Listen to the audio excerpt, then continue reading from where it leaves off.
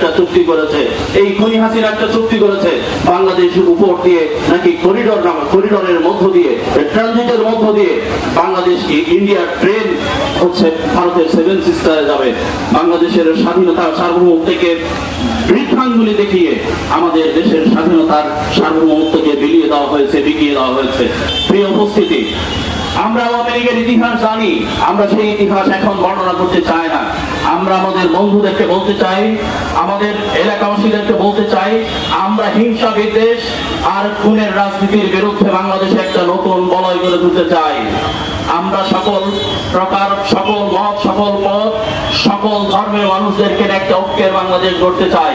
স্বাধীনতার পক্ষে বিপক্ষের এই শক্তির স্লোগান দিয়ে বাংলাদেশ থেকে একটা বিভাজনের রাজনীতির মধ্যে ঠেলে দেওয়া হয়েছে।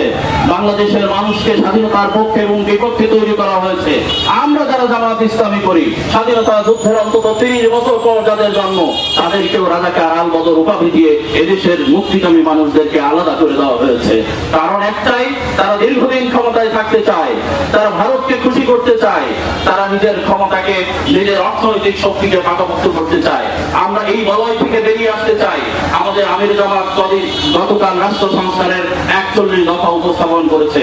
সেখানে আমরা বলেছি, এদেশের মানুষের সত্যিকার অর্থে যে পলিসি অবলম্বন করলে কল্যাণ হওয়া সম্ভব, এদেশের মানুষের যে অধিকার আদায়ের জন্য যে কৌশল নেওয়া সম্ভব, এদেশের স্বাধীনতা সার্বভৌমত্ব রক্ষা করবার জন্য যে পলিসি নেওয়া সম্ভব, অতীতে যে রাজনীতিকরণ করা হয়েছে, বিচার বিভাগ, পুলিশ বিভাগ, যেভাবে মানুষের অধিকারকে লঙ্ঘন করা হয়েছে, স্থানীয় সরকার কর্তৃক স্থানীয় সরকারের বরাদ্দকৃত অর্থ যেভাবে দলীয় নেতা কর্মীদের পকেটে গেছে, আগামীতে যেন তা না হয়, এই জন্য আমরা বলেছি, আমরা একটা নতুন বাংলাদেশ গড়বার স্বপ্ন দেখছি, আমরা একটা আধুনিক বাংলাদেশ গড়বার স্বপ্ন দেখছি, আমরা একটা সুশিক্ষিত বাংলাদেশ গড়বার স্বপ্ন দেখছি, আমরা একটা স্বয়ং সম্পন্ন বাংলাদেশ গড়বার স্বপ্ন দেখছি, আমরা একটা শ্রেণী বৈষম্যহীন মুক্ত একটা বাংলাদেশ গড়বার স্বপ্ন দেখছি।